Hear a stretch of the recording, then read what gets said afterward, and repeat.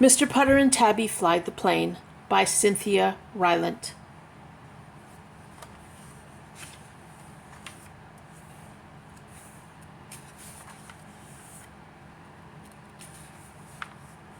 Chapter 1. Mr. Putter loved toys. He was old, and he knew he wasn't supposed to love toys anymore, but he did.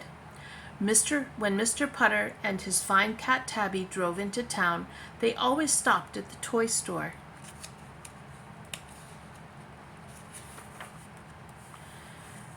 Tabby was not happy at the toy store. She was old too, and her nerves weren't as good as they used to be. The wind-ups made her twitch, the pop-ups made her jump, and everything that flew gave her the hiccups. But Tabby loved Mr. Putter, so she put up with all of it. While she twitched and jumped and hiccuped, Mr. Putter played with everything. He played with the dump trucks. He played with the cranes. He played with the bear on the flying trapeze. But most of all, he played with planes. Ever since he was a boy, Mr. Putter had loved planes. When he was young, he had covered his whole room with them. Biplanes were his favorite, but he also loved monoplanes and seaplanes and shiny ace junkers. He thought he might really fly a plane one day, but he never did. So now he just looked at toy planes every chance he got. One day, when Mr. Putter and Tabby were at the toy store, and Tabby was hissing at a wind-up penguin, Mr. Putter spotted a plane that he'd never seen before. It was white and red, with 2 wings on each side and a little flag on its tail. It was the most beautiful biplane he had ever seen, and it had a radio control so a person might really fly it. Mr. Putter was in love. He bought the little plane and put it in the car with Tabby. He told her not to worry. He promised her a nice cup of tea with lots of cream and a warm English muffin, but still she hiccuped all the way home. Chapter 2. The Little Plane. Mr. Putter kept his promise. He gave Tabby tea with cream and a warm English muffin. Then together they went outside to fly his new plane. Tabby had stopped hiccuping, but only because she was full of tea. She still didn't like Mr. Putter's plane. Mr. Putter sat on the grass and read all the directions. Then he put the plane on the grass and stepped back and pressed the start button. But the plane did not start. It just rolled over and died. Tabby purred. Mr. Putter ran to the little plane. He set it right again. He told it to be a good little plane. He stepped back and pressed the start button. But the plane did not start. It fell on its nose and died. Tabby purred and purred. Mr. Putter ran to the plane. He brushed the dirt off its nose. He told it to be a brave little plane.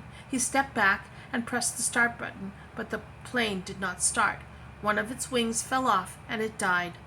Tabby purred and purred and purred.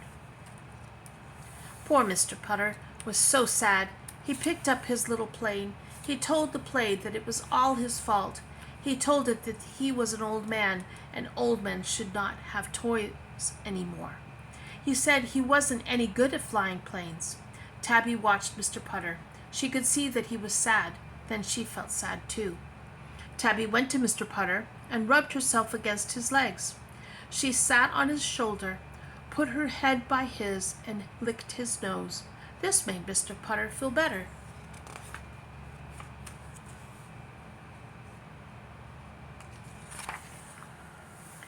He decided to try again. He fixed the wing. He set the little plane on the grass. He told it that he and Tabby knew it was the best plane in the world. Then he pressed the start button. The little plane choked. The little plane coughed.